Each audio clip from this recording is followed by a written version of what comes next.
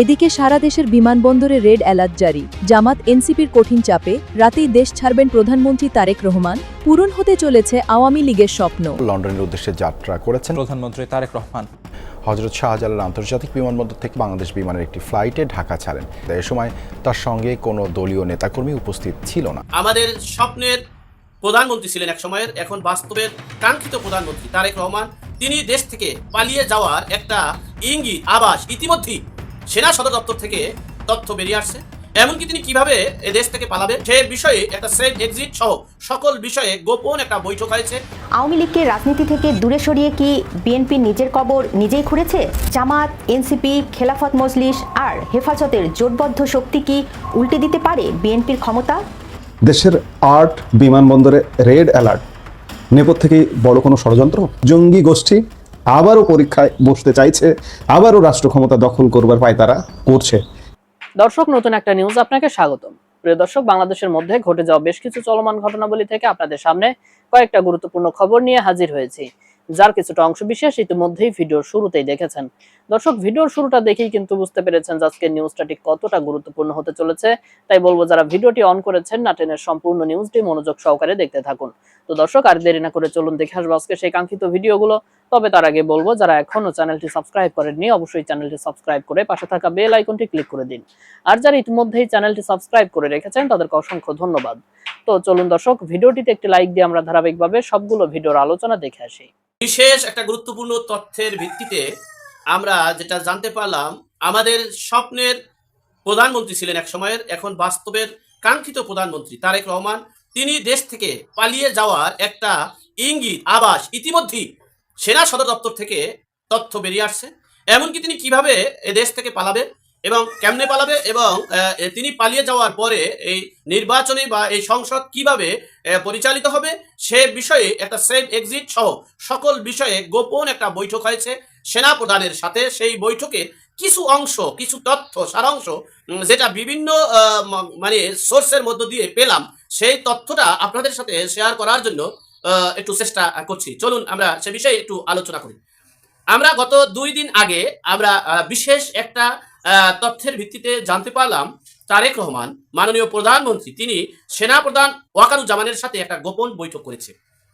সে বৈঠকের মূল এজেন্ডা ছিল যে বাংলাদেশের যে অবস্থা বর্তমানে ধারণ করেছে অর্থনৈতিক, সামাজিক এবং সকল সেক্টরে, বিদ্যুৎ, জ্বালানি সহ সকল সেক্টরে যে অন্ধকার এসেছে সেই অন্ধকারে রাষ্ট্র পরিচালনা করা তার পক্ষে সম্ভব নয়। সুতরাং কিভাবে এই সর্বদিক থেকে কিভাবে একটা পরিবেশ সৃষ্টি করা যায়, এমনকি তিনি কিভাবে দেশ থেকে মানে নিরাপত্তার সহিত চলে যাবেন এবং একটা তত্ত্বাবধায়ক সরকার ব্যবস্থা গঠন করবে এবং তত্ত্বাবধায়ক সরকার ব্যবস্থা গঠন করে একটা নির্বাচনের ব্যবস্থা করার মানে একটা প্ল্যান, পরিকল্পনা, মিশন, ভিশন বাস্তবায়ন করার জন্যই তারেক রহমান সেনাপ্রধান ওয়াকারুজ্জামানের সাথে একটা গোপন বৈঠক করেছে। আর সেই গোপন বৈঠকেই স্পষ্ট হয়েছে যে তিনি কি চাচ্ছেন। কিন্তু সেনাপ্রধান তার মতামতগুলো মানে তিনি কি বলতে চাচ্ছেন, তিনি কি মেকানিজম করতে চাচ্ছেন সে বিষয়টা শুধু তিনি সেনাপ্রধান খুব চমৎকারভাবে শুনেছেন এবং তিনি কোনো সলিউশন দেননি। তিনি বিশেষ এই সেনাপ্রধান একটু কথা কম বললেও তিনি কাজটা খুব ক্রিটিক্যালি ভাবে করেন। তিনি যে কাজটা করেন সেটা হলো আপনাদের সহজ ভাষায় এক সেন্টেন্সে বুঝিয়ে দেই যে হযরত আলীকে পিছন থেকে তীর মেরেছিল। যাই হোক, পিছন থেকে তো আর ইহুদি নাসার বেদিনরা তীর মারতে পারে না, কারণ তারা ছিল সামনে। পিছন থেকে তীর মেরেছে কারা? তীর মেরেছে হলো এই মুসলমানের সাথে এই হযরত আলীদের সঙ্গী যারা ছিল তারাই মূলত হতবা। যাই হোক, সে বিষয়ে আমরা আসি না। এই তারেক রহমানের বক্তব্য হচ্ছেন দেশের যে সার্বিক পরিস্থিতি, এতে আমার এই দেশে মানে এই শাসন ক্ষমতা বা এই দেশ পরিচালনা করা আমার পক্ষে সম্ভব নয়। সুতরাং আমি কিভাবে এই মানে দুরবস্থা থেকে মুক্তি পাইতে পারি, তিনি মুক্তি পাওয়ার জন্য আকুতি মিনতি করছেন সেনাপ্রধান ওয়াকারুজ্জামানের কাছে। এরপরে দ্বিতীয় অপশন হচ্ছে আমি মুক্তি পাওয়ার পূর্বে হয়তো বা আমি মুক্তি হওয়ার সাথে সাথেই একটা তত্ত্বাবধায়ক সরকার ব্যবস্থা করা যায় কিনা বা মানে নির্বাচনকালীন সরকার ব্যবস্থা করা যায় কিনা। এরপর নির্বাচন সরকার ব্যবস্থা করলে যে সে বিষয়টা তারা বলছেন যে নির্বাচনের পরিবেশ করতে পারলে তখন হয়তো বা ইনক্লুসিভ নির্বাচনের ব্যবস্থা করলে তখন দেখা যাবে কি করা যায়। তো বিভিন্ন মানে কি বলবো নাকি সেভ এক্সিট খোঁজার জন্য সেনাপ্রধানের কাছে ছুটে গেলেন। সেনাপ্রধানের কাছে ছুটে গিয়ে তেমন একটা রেজাল্ট এখনো বের হয়নি, তবে 2-1 দিনের ভিতরে একটা রেজাল্ট আসবে। তবে সেই ইঙ্গিত আপনারাও ইতিমধ্যে বুঝতে পেরেছেন, দেখতে পেরেছেন যে সকল নেতাকর্মীদেরকে জামিনের একটা প্রভাব পড়ছে।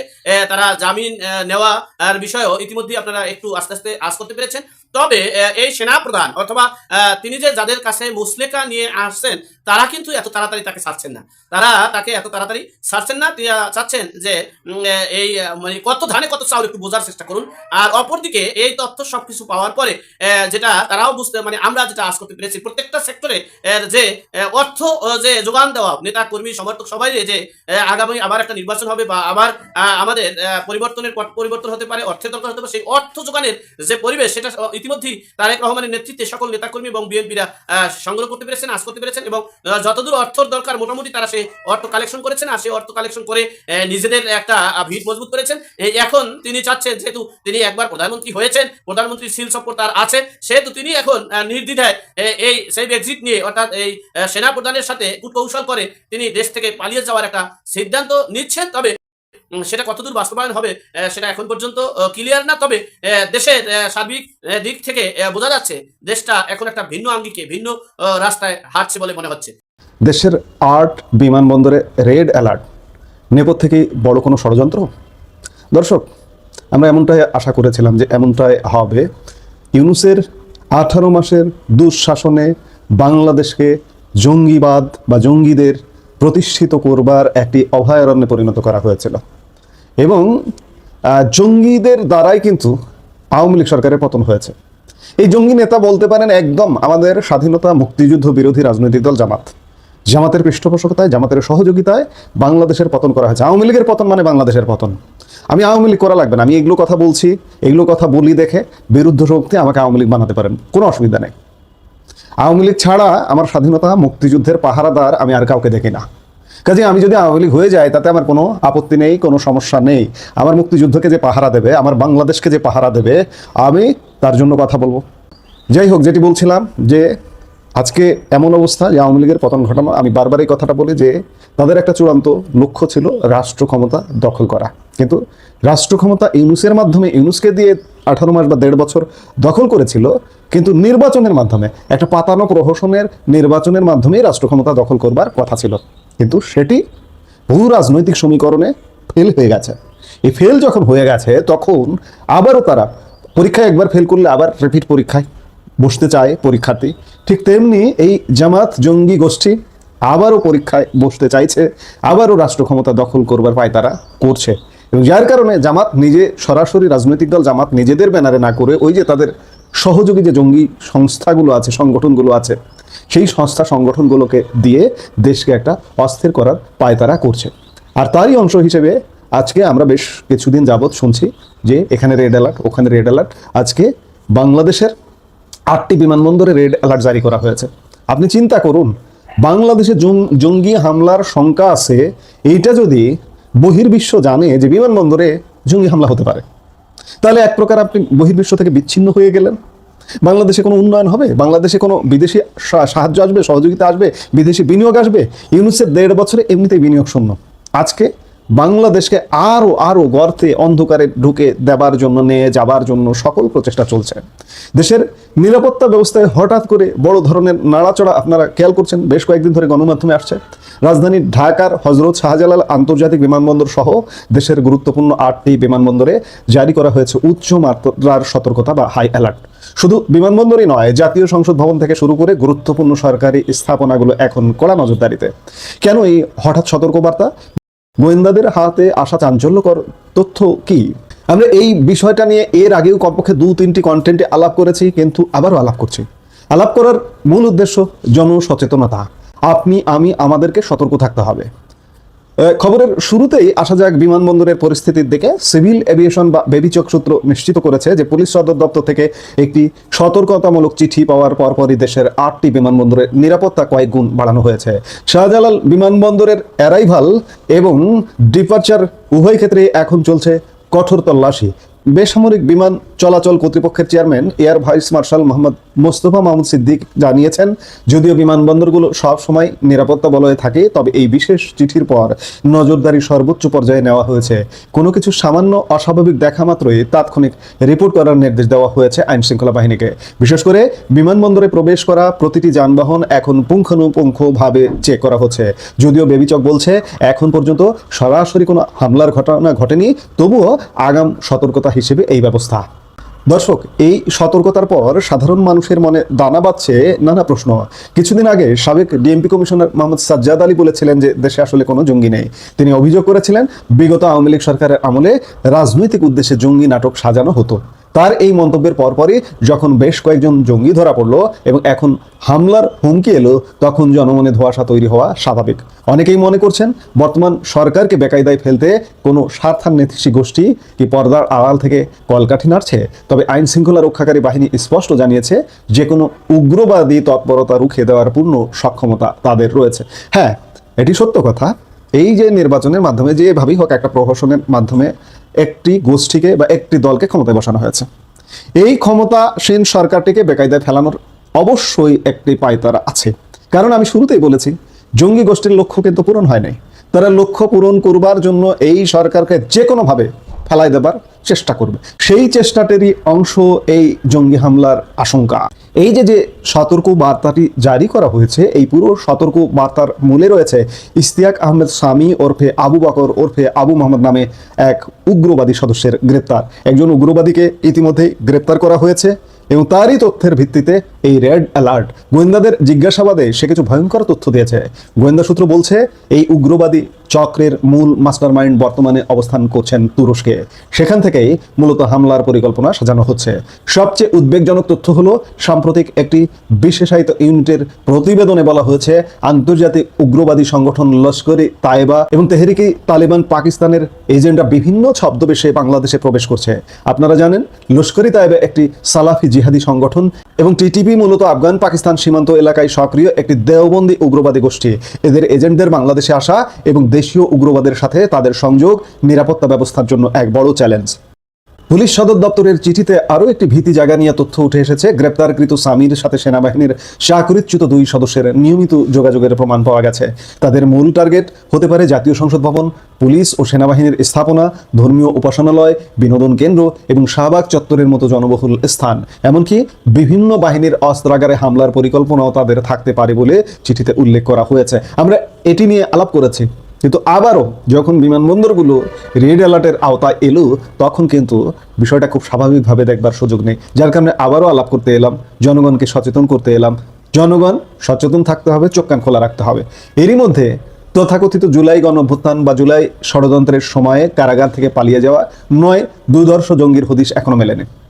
ইউনূস সরকার চলে গেছে, বিএনপি সরকারের 3য় মাস চলছে, এখনো পর্যন্ত কিন্তু এই জঙ্গিদের গ্রেপ্তার করে জেলে ভরবার কোনো প্রচেষ্টা দেখছি না। আমরা সরকারকে অন্যদিকে ব্যস্ত থাকতে দেখছি। আপনি জঙ্গি দমন করুন, আপনি কর্মসংস্থান করুন, আপনি অর্থনীতি পুনরুদ্ধার করুন, সেগুলোতে আপনি জনসমর্থন পাবেন। কিন্তু এই যে কার্ড নিয়ে যে মাতামাতি, এটিতে কিন্তু আপনার জনসমর্থন হারিয়ে যাচ্ছে। উল্টো এই জঙ্গিদের দ্বারা আপনার সরকার, আমি সরকার প্রধান তারেক রহমানকে বলছি, আপনার সরকার কিন্তু হুমকিতে আছে।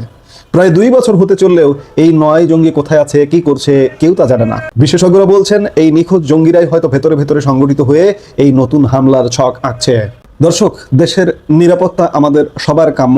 আর্ড বিমানবন্দরে জারি করা এই হাই অ্যালার্ট আমাদের মনে করিয়ে দেয় অদৃশ্য শত্রু যে কোনো সময় আঘাত হানতে পারে। তবে আইন শৃঙ্খলা রক্ষাকারী বাহিনীর তৎপরতা এবং সাধারণ মানুষের সচেতনতা থাকলে যে কোনো বড় বিপর্যয় এড়ানো সম্ভব। এই জন্যই সাধারণ মানুষের সতর্ক থাকতে হবে, সরকারের সতর্ক থাকতে হবে। আমি বলবো ইমিডিয়েট সরকারের অন্য সব কর্মকাণ্ড স্বাভাবিকভাবে চলতে দিন। অতি বাড়াবাড়ি করবেন না। অতি বাড়াবাড়ির পর্যায়ে কিন্তু বাংলাদেশ নেই। অতি বাড়াবাড়ি করে ধরুন প্রতিপক্ষকে আমি শেষ করে দেব। আমাকে যদি কেউ জিজ্ঞেস করেন বাংলাদেশে এই মুহূর্তে প্রধান সমস্যা কি, আমি বলবো উগ্রপন্থা দমন। যে উগ্রপন্থা আজ থেকে প্রায় 2 বছর আগে 2024 সালের অগাস্ট মাসে আওয়ামী লীগ সরকারের পতন ঘটিয়েছিল, সেই উগ্রপন্থায় আজকে বিএনপি সরকারের পতন ঘটাবে যে কোনো মুহূর্তে। আমি বারবার বলি আওয়ামী লীগ দীর্ঘ সময় পেয়েছিল, 15.5-16 বছর তারপরে পতন ঘটিয়েছে। বিএনপিকে কিন্তু তারা 16 মাসও সময় দেবে না। এটি মাথায় রেখে বিএনপির চলতে হবে। আরেকটি কথা, যে বিএনপি কাদের সঙ্গে চলছে, এই জঙ্গি জামাতদের সাথেই চলছে। কিন্তু এই জঙ্গি জামাতদের সাথেই যদি চলে, এই জঙ্গি জামাতই বিএনপির পতন ঘটাবে। কাজে বিএনপির শুভবুদ্ধির উদয় হওয়া উচিত বিএনপি সরকারের, যে জঙ্গি জামাত সঙ্গ ত্যাগ করতে হবে, প্রয়োজনে কঠোর হস্তে তাদের দমন করতে হবে, নইলে পতন কিন্তু শুধু পতন না, আরো অনেক কিছু কেউ ঠেকাতে পারবে না। আমি এই জায়গায় একটা পরামর্শ দিতে চাই যে বাংলাদেশের ইতিবাচক দল, আমি বিএনপিকে ইতিবাচকতার জায়গায় ধরতে চাই, আওয়ামী লীগকে ইতিবাচক ধারায় ধরতে চাই। বিএনপি এবং আওয়ামী লীগের রাজনীতি যদি, অর্থাৎ ইনক্লুসিভ রাজনীতি যদি বাংলাদেশে প্রতিষ্ঠিত না হয়, বিএনপি যদি এই কাজটি না করে, তাহলে বাংলাদেশের কপালে দুঃখ আছে, বিএনপির কপালেও দুঃখ আছে। বিএনপির কাজ হবে ইমিডিয়েট আওয়ামী লীগের রাজনৈতিক পরিসর উন্মুক্ত করা, আওয়ামী লীগকে রাজনীতিতে ফেরানো, নইলে একা একা এই জঙ্গিবাদ দমন করতে পারবেন না। এবং আওয়ামী লীগ, আমি অন্ততপক্ষে আমার মাইন্ড সেট আপ থেকে এটি গ্যারান্টি দিয়ে বলতে পারি যে আওয়ামী লীগ আপনার কোনো বিরক্তির বা ডিস্টার্বের কোনো কারণ হবে না। আপনি যতই প্রহসনের নির্বাচন ক্ষমতায় আসুন না কেন, আওয়ামী লীগ হঠাৎ করে আপনাকে ডিস্টার্ব করবে না। আপনি আওয়ামী লীগের রাজনীতি উন্মুক্ত করে দেন যে কোনো মূল্যে, এবং জঙ্গিরা যদি আওয়ামী লীগের রাজনীতি ঠেকাতে আসে, সেই জঙ্গিদের দমন করুন, আওয়ামী লীগের সাথে নিয়ে দমন করুন, তাহলেই সুরক্ষা পাবেন। এছাড়া বাংলাদেশ বাঁচবে না, আপনারাও বাঁচবে না, বারবার বলছি। কাজেই সেই অনুযায়ী চলুন, নইলে আপনার কপালে দুঃখ আছে, আমাদের কপালে দুঃখ আছে। তারেক রহমান সরকারের বয়স মাত্র 2 মাস, অথচ রাজপথ এখনই উত্তপ্ত। বিরোধী শিবির থেকে সরাসরি হুমকি, দিল্লিতে যাওয়ার জায়গা খুঁজুন। ঠিক 24 আগস্ট শেখ হাসিনা যে পরিস্থিতির মুখোমুখি হয়েছিলেন, আজ কি সেই একই পরিস্থিতির দ্বারপ্রান্তে দাঁড়িয়ে তারেক রহমান? জামাত, এনসিপি, খেলাফত মজলিস আর হেফাজতের জোটবদ্ধ শক্তি কি উল্টে দিতে পারে বিএনপির ক্ষমতা? আওয়ামী লীগকে রাজনীতি থেকে দূরে সরিয়ে কি বিএনপি নিজের কবর নিজেই খুঁড়েছে? 5 আগস্টের আগে পরে যারা বিএনপির কাঁধে কাঁধ মিলিয়ে লড়াই করেছিল, আজ তারাই যেন প্রতিপক্ষ। বিশেষ করে ইসলামী দলগুলোর জোটবদ্ধ অবস্থান একটি পরিষ্কার বার্তা দিচ্ছে। জামাত, এনসিপি, খেলাফত মজলিস এবং হেফাজত, এই শক্তিগুলো যখন একজোট হয়ে মাঠে নামার হুমকি দেয়, তখন তাকে তুচ্ছ ভাবার কোনো অবকাশ নেই। বিএনপি প্রত্যেকটি বিষয়ে পতিত, পালিয়ে যাওয়া ফ্যাসিবাদের রাস্তা ধরে হাঁটা শুরু করেছে। আমরা একসাথে মজলুম ছিলাম। বিনয়ের সাথে বলতে চাই, হাজার চেষ্টা করে ওই আওয়ামী লীগ হতে পারবেন না, দুর্বল আওয়ামী লীগ হতে পারবেন। বিএনপি যদি আওয়ামী লীগের পথে, পুরনো স্বৈরাচারের পথে এই দেশকে এগিয়ে নিয়ে যেতে চায়, তাহলে বাংলাদেশের জনগণ আবারও রুখে দাঁড়াবে, বাংলাদেশের তরুণ সমাজ আবারও রুখে দাঁড়াবে, বাংলাদেশের জুলাই গণঅভ্যুত্থানে অংশগ্রহণকারী প্রত্যেকটি ছাত্র জনতা আবারও রাজপথে দাঁড়াতে বাধ্য হবে। ইতিহাস সাক্ষী, শেখ হাসিনাও বিরোধীদের আন্দোলনকে হালকাভাবে নিয়েছিলেন। তিনি ভেবেছিলেন ছাত্রদের আন্দোলন দাবি পূরণ হলেই তারা চলে যাবে, কিন্তু ছাত্রদের সেই আন্দোলনের আড়ালে ছিল দেশ বিদেশের গভীর ষড়যন্ত্র, আর তাতেই আওয়ামী লীগের সব সমীকরণ ওলটপালট করে দিয়েছিল। আজ তারেক রহমানের সরকার সেই একই অতি আত্মবিশ্বাসের ফাঁদে পা দিলেই বিপদ আসন্ন। প্রশ্ন হলো, জামাত বা হেফাজত যদি সত্যি রাজপথে নামে, বিএনপি কি তা সামলাতে পারবে? বিএনপি ঐতিহাসিকভাবে একটি মধ্যপন্থী দল, কিন্তু বর্তমান পরিস্থিতিতে ইসলামী দলগুলো তাদের নিজেদের এজেন্ডা নিয়ে অনেক বেশি সোচ্চার। যদি কোনো কারণে এই দলগুলো মনে করে যে বিএনপি সরকার তাদের প্রত্যাশা পূরণ করছে না, তবে মাঠের নিয়ন্ত্রণ বিএনপির হাতছাড়া হতে সময় লাগবে না। মনে রাখতে হবে, 5 আগস্টের পর যে ধ্বংসযজ্ঞ শুরু হয়েছিল, তার লক্ষ্য শুধু আওয়ামী লীগ ছিল না, বরং তা ছিল মুক্তিযুদ্ধের চেতনা, 72-এর সংবিধান এবং অসাম্প্রদায়িক বাংলাদেশ। আর সেই আঘাত যে কোনো সময় বিএনপির দিকেও ঘুরে যেতে পারে। বিশ্লেষকরা বলছেন, বিএনপির সামনে এখন 2টি পথ। প্রথম পথ, ইসলামী দলগুলোর কট্টর এজেন্ডার সাথে গা ভাসিয়ে দেওয়া। এতে বিএনপি হয়তো সাময়িক টিকে থাকবে, কিন্তু নিজস্ব রাজনৈতিক আদর্শ হারাবে। একসময় বড় ভাইয়ের ভূমিকায় চলে আসবে জামায়াত, আর বিএনপি হয়ে পড়বে তাদের আজ্ঞাবহ। দ্বিতীয় পথ, যেটি সবচেয়ে সাহসী এবং কৌশলগত, তা হলো দেশে প্রকৃত গণতন্ত্র ফিরিয়ে আনা। আর প্রকৃত গণতন্ত্রেরই অর্থই হলো সব দলের অংশগ্রহণ। বাংলাদেশের স্বাধীনতা আন্দোলনের যে দল নেতৃত্ব দিয়েছে, সেই আওয়ামী লীগের রাজনীতি পুরোপুরি নিষিদ্ধ রাখা দীর্ঘমেয়াদে বিএনপির জন্য ভালো ফল আনবে না। একটি কথা বিএনপিকে গুরুত্বের সাথে মনে রাখতে হবে, আওয়ামী লীগ তাদের রাজনৈতিক প্রতিপক্ষ হতে পারে, কিন্তু ইসলামী দলগুলো বিএনপির অস্তিত্বের জন্য এক বড় চ্যালেঞ্জ। রাজনীতিতে ভারসাম্য না থাকলে উগ্রবাদের উত্থান ঠেকানো অসম্ভব হয়ে পড়বে। আওয়ামী লীগ যদি রাজনীতি করতে না পারে, তবে একসময় সেই শূন্যস্থান পূরণ করবে এমন সব শক্তি যারা আধুনিক রাষ্ট্র কাঠামো বা বিএনপির রাজনীতিকে সহ্য করবে না। 15ই আগস্ট বা 5 আগস্টের মতো ঘটনাগুলো পুনরাবৃত্তি ঠেকাতে হলে তারেক রহমানকে এখন দূরদর্শী হতে হবে। দেশের অস্তিত্ব এবং নিজের রাজনৈতিক ভবিষ্যৎ রক্ষার জন্য প্রধানমন্ত্রী তারেক রহমানকে একটি অপ্রিয় কিন্তু বাস্তবসম্মত সিদ্ধান্ত নিতে হতে পারে। সেটি হলো আওয়ামী লীগের ওপর থেকে রাজনৈতিক নিষেধাজ্ঞা প্রত্যাহার। আওয়ামী লীগকে গণতান্ত্রিক স্পেস দিলে তারা বিএনপির রাজনৈতিক প্রতিপক্ষ হিসাবে কাজ করবে, যা ক্ষমতার ভারসাম্য বজায় রাখবে।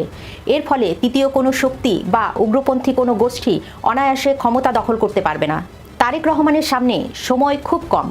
5 আগস্টের ইতিহাস যেমন শেখ হাসিনাকে ক্ষমা করেনি, তেমনি সময় ও বাস্তবতাকেও অস্বীকার করার উপায় নেই। নিজের ক্ষমতা বাঁচাতে হলে শুধু দমন নিপীড়ন নয়, বরং রাজনৈতিক সমঝোতা এবং সবার অংশগ্রহণে একটি প্রকৃত গণতান্ত্রিক রাষ্ট্র গঠনই হতে পারে বিএনপির বাঁচার পথ। দর্শক, আমি আশা করছি সবগুলো ভিডিওই আপনি মনোযোগ সহকারে দেখেছেন। সেই সাথে দর্শক, এই ভিডিওগুলো সম্পর্কিত যদি কোনো তথ্য বা মতামত থাকে তাহলে তো অবশ্যই কমেন্ট করে জানিয়ে দিন।